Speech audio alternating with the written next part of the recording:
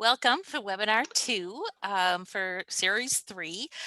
Tonight's books are Growing Schools, Hyperdocs Handbook, Perfect Blend, and Tech Like a Pirate. And so Joan and I are planning on letting you guys chat for a couple minutes. Joan, you had a couple things we wanted to talk about, which I didn't write down, so I hope you remember.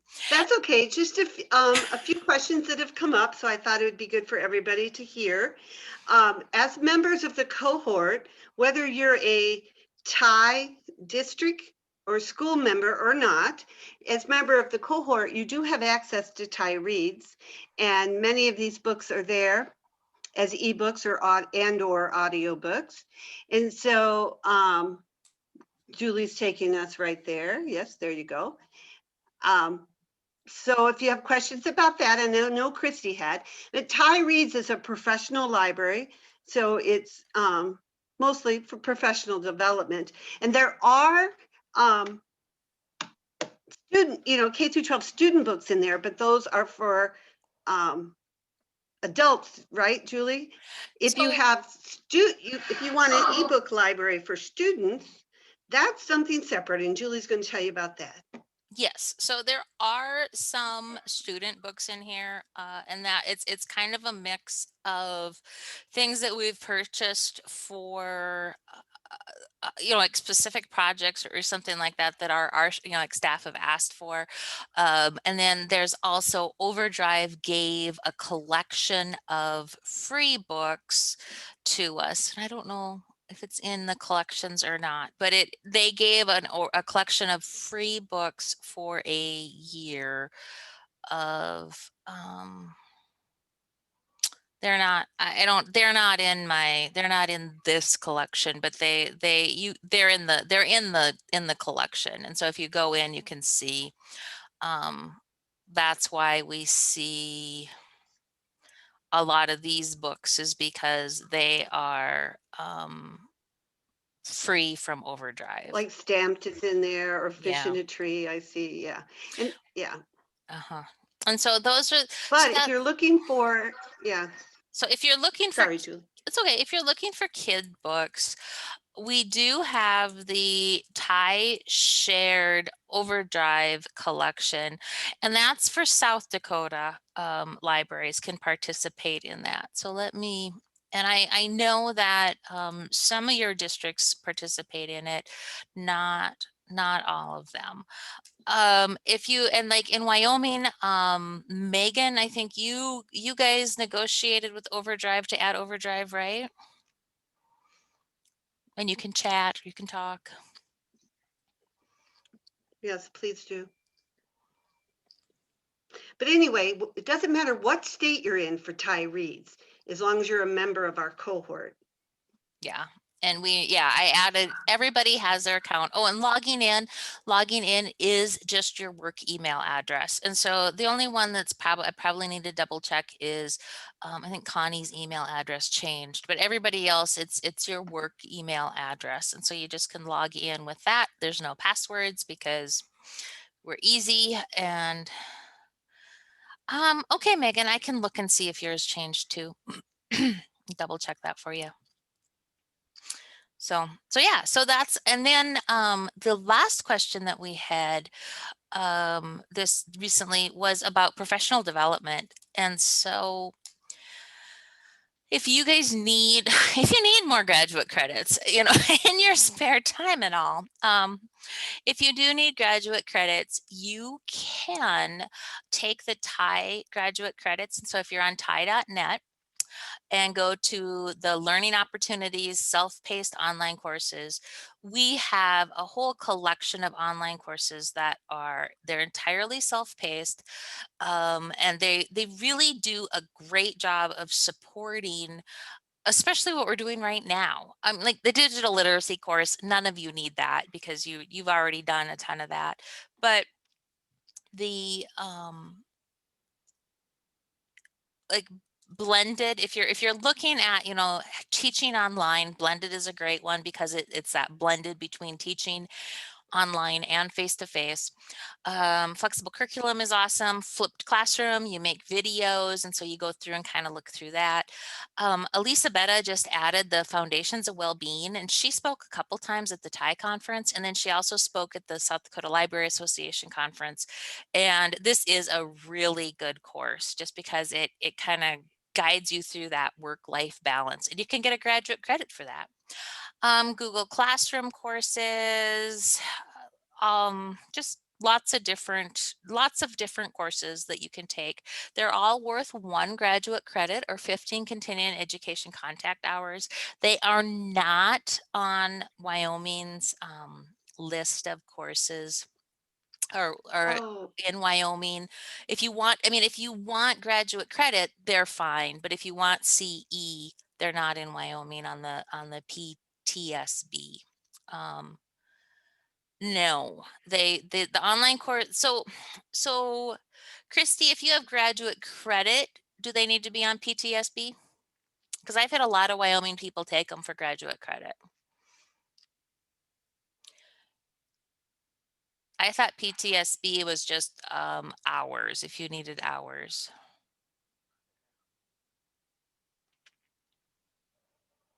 You can still take them for graduate credit. It just doesn't count as a PTSB What does- credit. What does that mean? So they don't count as a PTSB credit, so that doesn't. It counts towards your renewal, Okay. but the PTSB are just hours. But you can have graduate credit instead of hours. Yep. So it still works, but it's just different. Yeah, you still have to Yeah. turn it into PTSB, but yeah. okay. Okay. So you need the graduate credit. You have to do the graduate credit. I can't just do continuing education hours for you is what it boils down to. So. Gotcha. Well, and moving along, those were just two important questions that we thought maybe everyone was pondering or wanted to think about again. And one last announcement is that TIE has decided that the spring conference will be online again in April. And we'll get into more details about that as that gets closer. But we thought we'd give you a heads up about that there won't be any travel in April. And so we wanted to put you into some breakout rooms with those important announcements finished, just to talk about like, how's life? How's it going? We have been following along on Facebook, of course, and I see that one of the questions today is, that's come up and several of us are pondering about whether kids should be made to have their cameras on during class or not during Zoom meetings. So with that, and that, I mean, any topic you want to talk about, that's just one example. Julie, you're going to put them into breakout rooms for a little bit. And then when we come back, we'll talk a little bit more about our Jamboard and our titles for tonight. All right. So I'm just randomly sending you off into rooms. So we will see you. We will see you in a little bit. We'll give you probably about 10 minutes to have a conversation. And if you need anything, go ahead and ask for just ask for help, and we will pop in. So see you in a little bit. Have a just chat. That's all you have to do.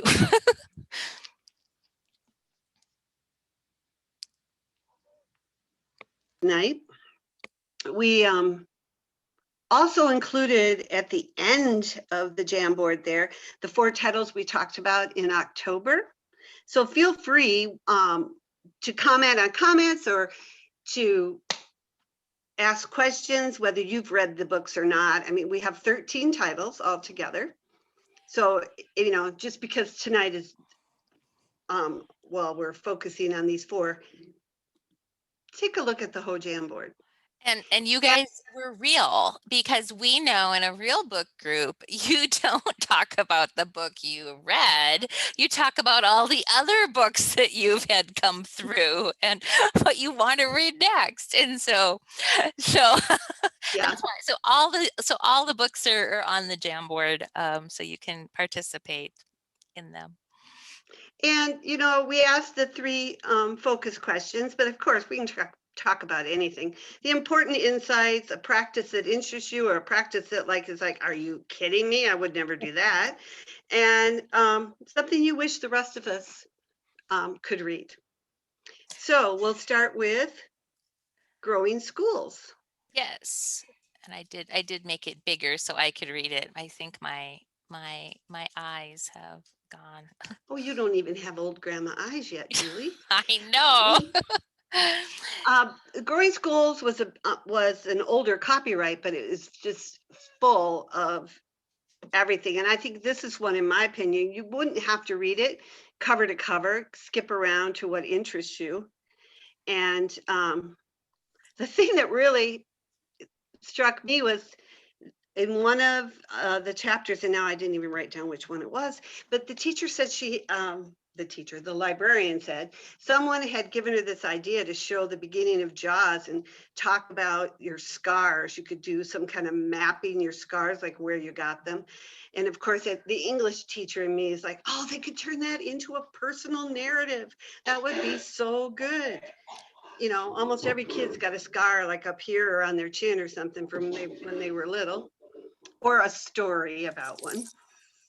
So anyone else, just jump right in. And please feel free to add sticky notes as we go. I don't remember. I do have who read each of the books, so I can pick on you if you want. Otherwise, feel free to just jump. And I have to say, the people who are the editors of this book are like my all-time like heroes, but you don't see much about them on Twitter or Facebook because they're all involved with School Library Connection, which is behind the paywall.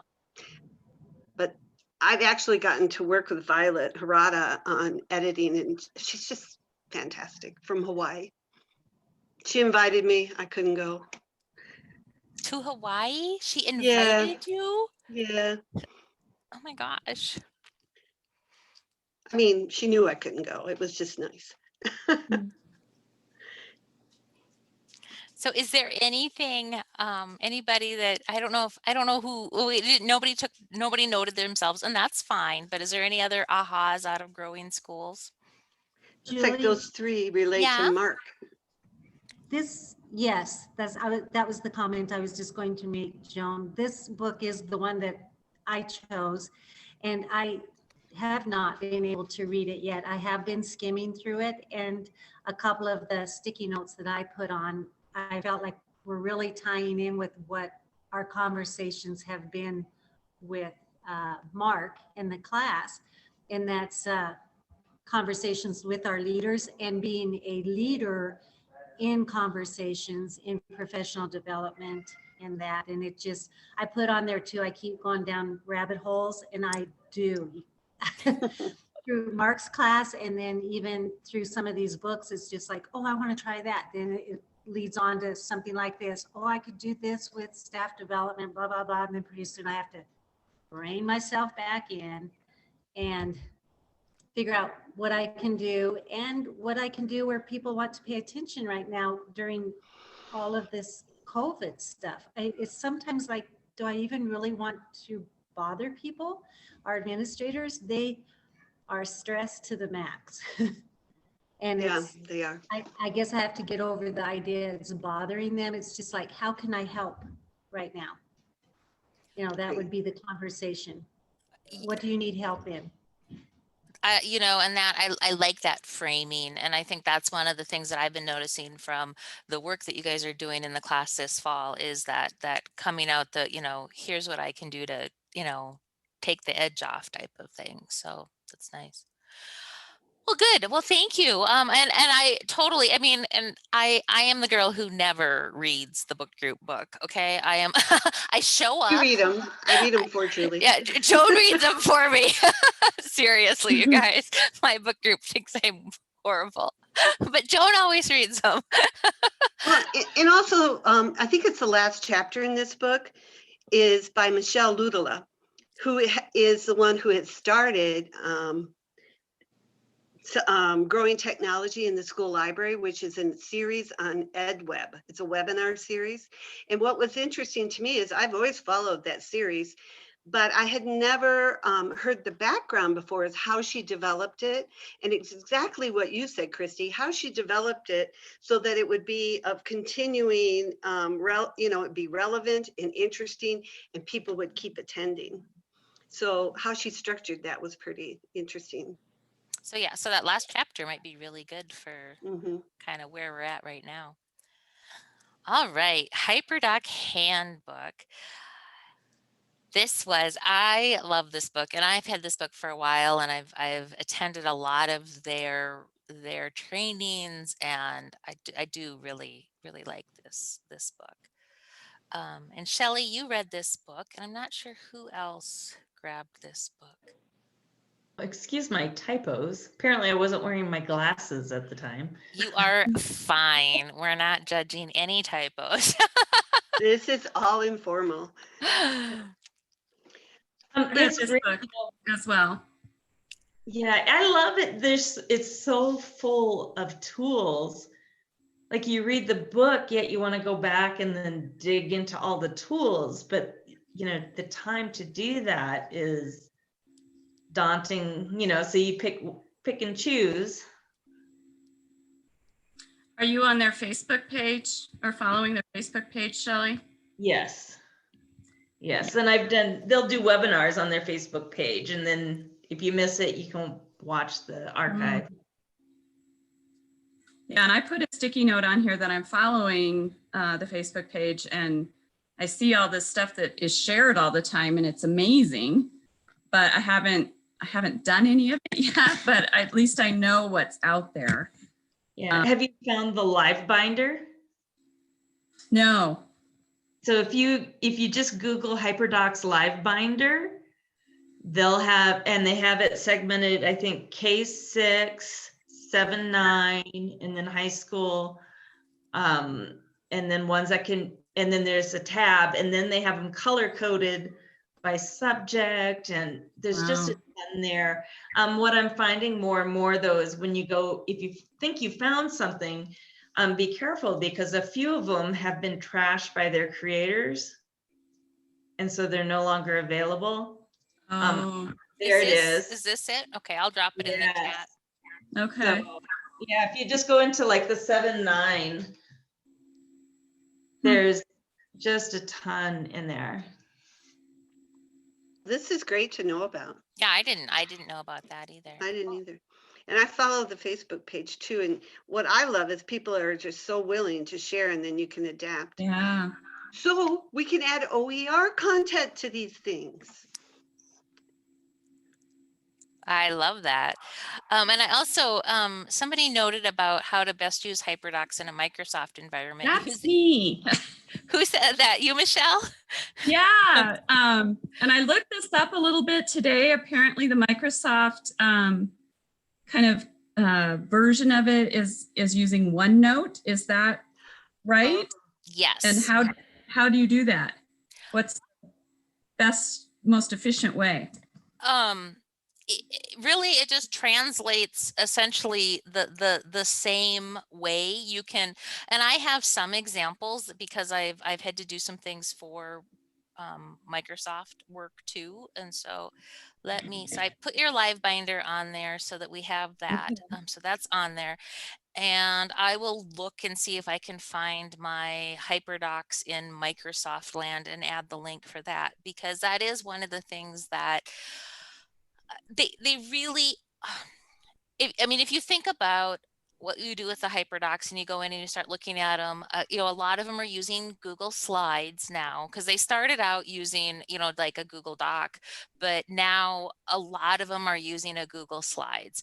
And so if you've got something in Google Slides, you can translate that to a PowerPoint super easy. You can download the Google slide into a PowerPoint, and then you can assign it out in Teams or, however you want to do that.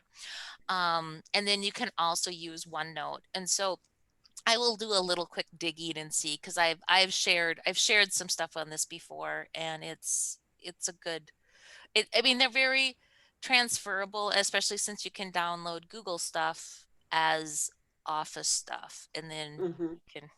then you can take it. Can you access Google stuff, Michelle, or do you have to do it at home Yeah. in the No, I dark at can night? access it. Okay. And I guess that was one of my main questions was, is it worth my time pursuing this, or are there going to be too many glitches, especially from the kids' point of view?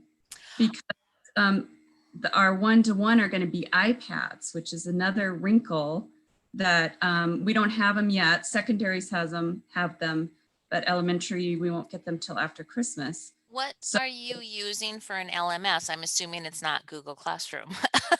Canvas. I kill myself. No. You're using Canvas. Yeah, so Canvas and Microsoft work fine. And so you can like assign, so like in Google Classroom, for example, I can make a copy for every learner. I can do the same thing in Canvas using Microsoft. So I could make a copy for every learner and share it out that way. And then what about the iPad part of it? Are there any wrinkles in that? I use on my iPad, I use OneNote all the time on my iPad, and I love it. I haven't done a lot with PowerPoint online, but I can futz with it and see. I just haven't done much with it. The Google stuff Okay. works fine. Yeah, I use the Microsoft 360. Is it 365? Is that the one? Yeah. Yeah. I use that both on my laptop and on my iPad. Okay. But I haven't made a HyperDoc. I mean, my HyperDoc. Yeah, that's stuff what I is- was wondering, you know, all these different layers when it comes down to the students being able to just have it work. If it's too much of my time invested in it and then them not being able to access it. One thing you might want to do is put that, I mean, Julie will give you her resources, but put that question up on the HyperDoc Facebook page. Yeah, okay, Everyone is always answering on that page. So. yeah, okay. Doesn't Canvas work seamlessly with both Microsoft and Google? Yes, it Close does. to. Yep. Yeah. Yeah, it does. It works well with both of them. Canvas is awesome. And here is 5 reasons to use OneNote to create HyperDocs. And so they've gone through and kind of done some different examples and some structuring and stuff like that. And so I will drop that in the chat, and I will also drop it on a Post-it note for you. Nice, thank you. And then I have another one too, I think. But yeah, so it's really when I'm thinking about like they started HyperDocs in Google, but with the way Office 365 has gone, and you know, you can edit, you know, online. I mean, it's very much the same. It's very transferable. And the other thing that I really recommend is like if you're going to you know, like using slides, use slides for like everything, and don't expect them to try to figure out Word and slides in Excel, or you know, whatever, but do a lot of slides, and just get really good at slides, and then you know, add in some other things, just because that way you're not having to do that learning curve with everybody. Yeah, one thing at a time, and it starts simple. Definitely. Mhm. Somebody who said they're crawling. That's good. That's how you start. Well, and I need That's to me. I love this. Well, this was really a fun one, just because it was fun to watch all the conversations come up and stuff like that. So let me. But I'm sure you'll find somebody who has that more iPad experience than us Okay. too. Okay. Well, our next title is, as Julie's finishing that up, was The Perfect Blend. And that is probably our newest title. I mean, we were waiting for that one to be published and available. Julie and I were, because we'd seen some previews of it. We were going to use that for everybody. Yeah, we were, but they just didn't publish it in time. And I know in past times I've talked about how my 8th graders really did not want their face on Flipgrid. So it's like, How could I forget about Voki? Julie, I think you taught me about this years ago. You could try something like Voki, so they could be goofy but still get their information out there using video. And a lot of you want to tell us a little bit more about some of the practical stuff you were saying you're finding.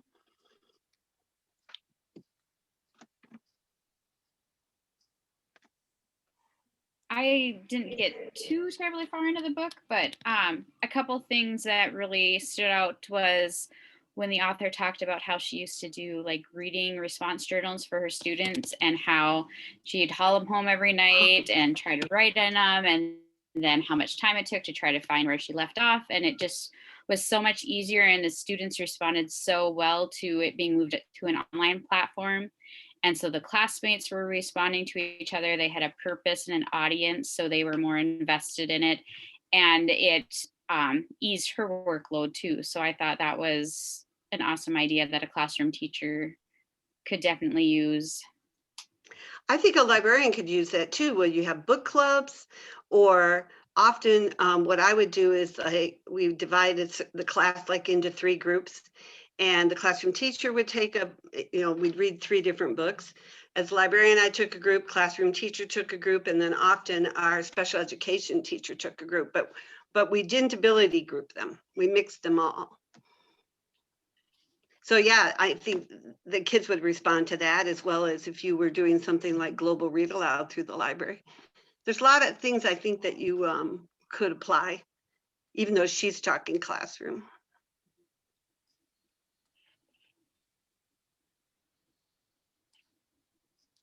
There are just so many links to so many things in here. And I'm with Jen. I got about halfway through it. I'm not all the way through yet, but just ones of going, I need to go look at that. I need to go look at that. I need to go look at that, where I'm just a little overwhelmed by all of the choices right now.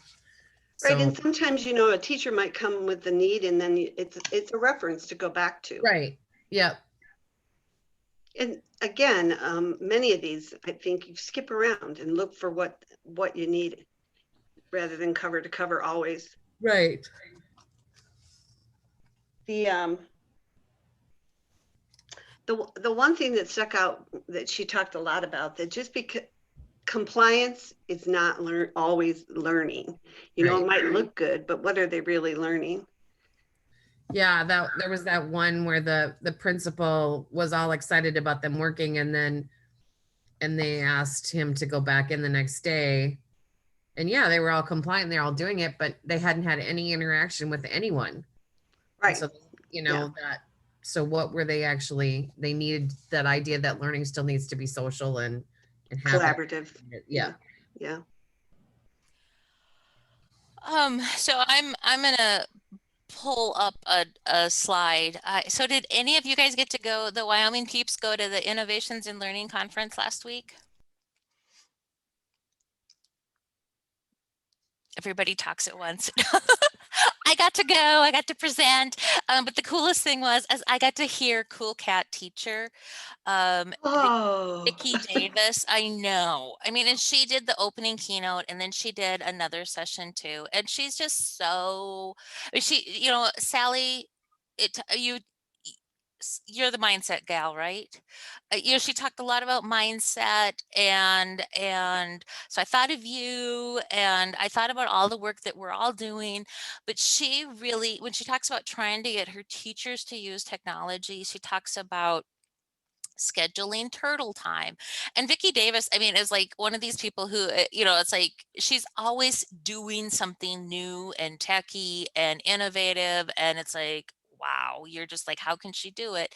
She said this is how she does it, is she schedules 15 minutes a day, twice a week.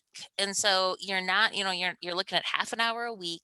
She's going to learn something new, and she keeps a list of 3 things you want to learn next. And I just was like, that's very manageable, even in all of the stuff we have going on right now. I mean, we always have stuff going on. I'm always crazy busy. And so it's like, oh, this is really, it's giving me some stuff to ponder, and I really liked this. And so this was a quick screenshot. I like watching webinars on my iPad because I can take screenshots super easy and super fast. And so that's my secret for capturing this stuff. So I will share it and drop the link in my chat. I love that. It's like such a calm feeling that you don't have to do it all. Yes, yes, I like that. And so, and when I was reading that you guys were, like this book especially, there's so many things, and how do you have time? It was one of the things that I loved that. I thought it was a great thing to think about. So, anything else with a perfect blend? Well, I'll just add that they mentioned Lindsay, California. Did you know that?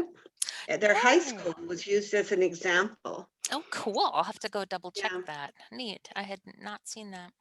Julie's been there a lot to Lindsay. I've worked with Lindsay quite a bit, so that'll be cool. Mhm.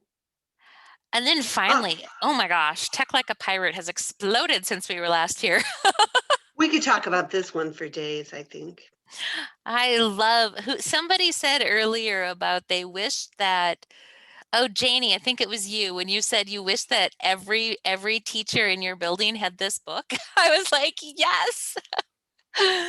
So Yes, I stole that though from Jen, I think. I think Jen wrote that and I said, absolutely. Like, oh my goodness, it'd be so cool.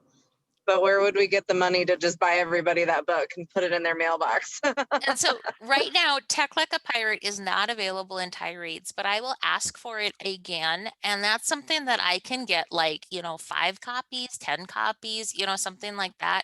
And you could do a small focused book study with it. I mean, you wouldn't be able to dog ear all your pages, but you could take your notes and do it on Thai reads if you wanted. And so I will ask again because we just added one of next month's books that became available in Overdrive. And so I keep checking these books in hopes that they will show up. Megan is going to one of Matt Miller's webinars. Is that this coming Tuesday, Megan? Yeah, he's actually going to be here in Gillette as long as Oh. our COVID, as long as we have school next week. Oh, cool. Cool. He's coming in real life? Yeah. People do that? I was like, we'll see. I mean, as long as we still have school, it Oh. doesn't. Well, our governor talks tomorrow, so we'll see. Oh, I hope you do. And if you aren't having school, I hope he comes in remotely because he's amazing. Him, him, Vicki Davis, the Hyperdoc Handbook gals, they're all like so awesome. They are. This is my next read. Well, and someone said there's so many links and ideas, and that's what I really like about all the pirate stuff, but Matt Miller stuff, because he gives you the templates. And yes, almost everything is on Google Slides, but you don't have to use Google Slides. Take his template and turn it into something else. But hey, it works on slides too. So the other thing is that he talked about that we're 31% more productive when our brains are in a positive state than a negative. And it's like, that 31%, that astounded me. I had never heard any research or anything like that quoted. I mean, I know positive is, I get more done when I'm positive, but I hadn't heard a percentage. And I just, When he said that watching videos decreases your stress level and blood pressure, so that's okay for Netflix addiction, right? Oh, it has to be. Yeah, it has to be. totally. With the visual images, he said our brains weren't created to process print, and so even still pictures, visual images, and the videos, I think for a lot of people that just triggers the learning. Mm-hmm. Well, and then his idea that make your own collection of copyright-free photos with your kids and their phones. Of course, you'd have to have permission. You know, if they're taking pictures of other kids but what I used to do is just give the kids my phone, which my neighboring teacher always had a heart attack about, but it worked out okay. One I didn't see, did he talk about primary sources in there at all with visual images? I don't remember. Oh, you know what? I don't remember that either. But that would be a resource. Mm-hmm.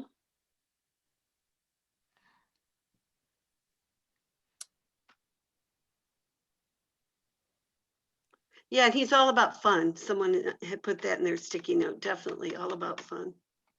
And we games and we were talking about that. I went to the computer science fundamentals monthly meeting for code tonight, and one of the things we were talking about was, you know, the importance of having fun for engagement. And, you know, and that whole, well, can you be serious while you're having fun? And when I look at all this stuff, it's like, you know, making comic strips, you know, those are actually take a lot of planning. You know, I mean, if you're going to do something that meets, you know, that meets your requirements, it takes a lot of planning to do that all in a comic strip. And, you know, and so some of that stuff, when you think about, it's fun and engaging, but it probably takes more work than just writing 2 sentences, you know.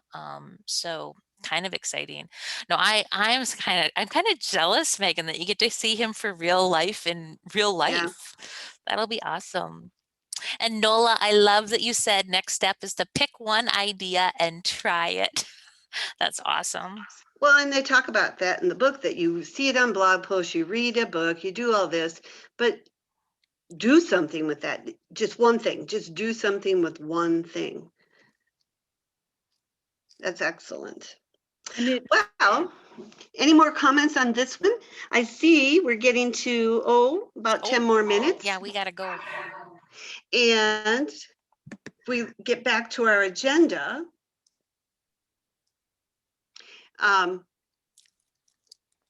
it says audio in our title tonight because there are so many ways for you as a professional when you're presenting, or for your kids, so you can create things using Flipgrid, WeVideo. Animoto is one that has been around for a while, but still out there. And so when I went through our book, Chart a New Course, and found different ways she has mentioned using those, and put the page numbers in there for you. And of course, there's more than just these 4. But one of the things that I want to remind you of, if you go down a little bit in the agenda, Julie, is that if you are taking the webinar series for credit, that's what we want you to do in the final project. Respond to the book you chose to read using a text option that we talked about in the last webinar, but we gave you examples, but of course you can come up with your own, and that, or a video option, the way you would, any video would be fine, the way you would respond about this book. And it might be something then that you could pass on, in not just for the purposes of this class, but pass on through professional development in your school or your district. And so there's lots more other online collaboration that you can do video wise. And EdWeb, I mentioned earlier, besides Michelle Ludala, who does a great series on school libraries and technology, there's just every topic you can think about, and they're all free, and you can watch the archives. And one of the reasons they're all, what I like about it, at least in South Dakota, is that you're able to use these hours when you take their webinar as renewal, as hours toward renewal credit.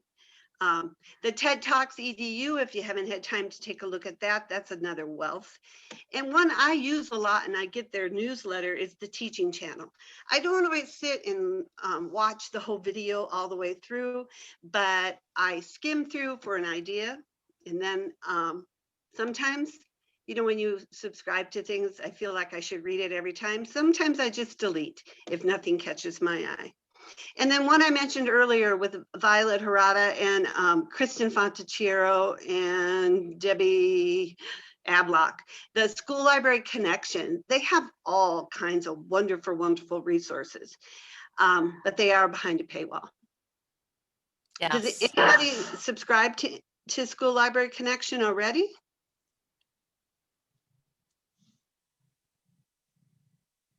No? Okay. I'm hoping that they start sharing more. Joan, I have a question. The TED Talks EDU, is that the same as ed.ted? Yeah, I think so. Julie, can you click on that link for us? Yep. And then we'll answer, a question It came up is. in the chat too. Yeah, I just shared this out with a bunch of teachers this week, actually. Oh, good. Yeah. And showed them how to go into the lessons in the series. And I have some designated that I'm going to use already. And I love that they have content for parents. This is awesome because there's all these different content areas too. And so lessons, if we right. pop in the lessons or the series, you can look in a lot of different content areas. And so it is one of my favorite tools, and people, when they discover it, get really excited because it is nice to be able to dive in. So Their question in chat was, yes, Nola, you asked about graduate credit, and so basically I'm going to send the USD we'll pay for it this time, so you guys don't have to pay for it one way or the other. But if I will send a note to the USD peeps, because I will need to get you guys registered, but the rest of you guys, USF, I can register after, when we're done. And so basically it's a matter of sending Joan the attachment and saying, hey, I'm done with this. And so it's just your final project, which is a response. Next time we're going to talk about ways to use audio to respond to a book a little bit, and I'll have some of those page numbers for you, and then a reflection. And then this is not due, if you're doing the webinar for credit, it's not due until March 30th. Yeah. So coming up on your agenda, after tonight, your next thing that's due is your online course with Mark, which is by December 1st. And then happy holidays until January 15th. Yay. When the next and last course will start, Inquiry and OER Creation. And then we'll have on the day before that, January 14th, our webinar 3, and we'll talk about those titles: Game Changer, Grit, Hacking Questions, and Reading to Make a Difference, and some audio options.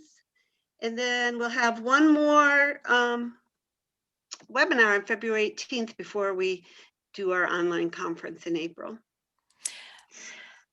The dates are not fully set for the conference yet. We're still kind of in some planning mode on our end. I believe Dr.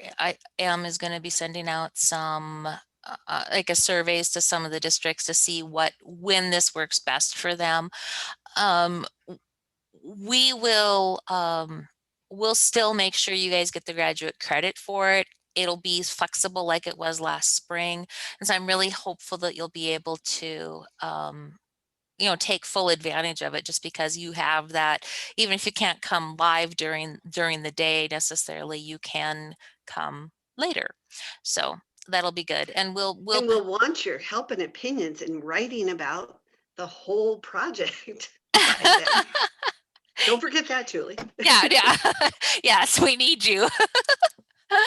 So, all right, Joan, it is about 8 o'clock. And so it was so good to see everybody tonight. Does anybody have any final questions or anything before we wrap up? Or anything we didn't answer? Just unmute yourself. Are you guys having fun with book group? Thumbs up. Yay. Oh, I'm glad. It's okay to blurt. Yay, Janie.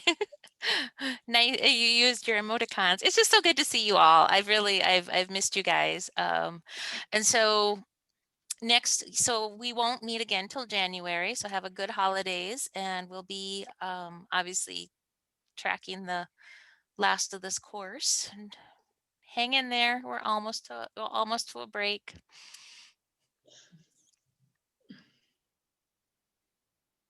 Okay, and yeah, if there's any, you have questions about the course, I know Mark's very accessible, or send your questions to us.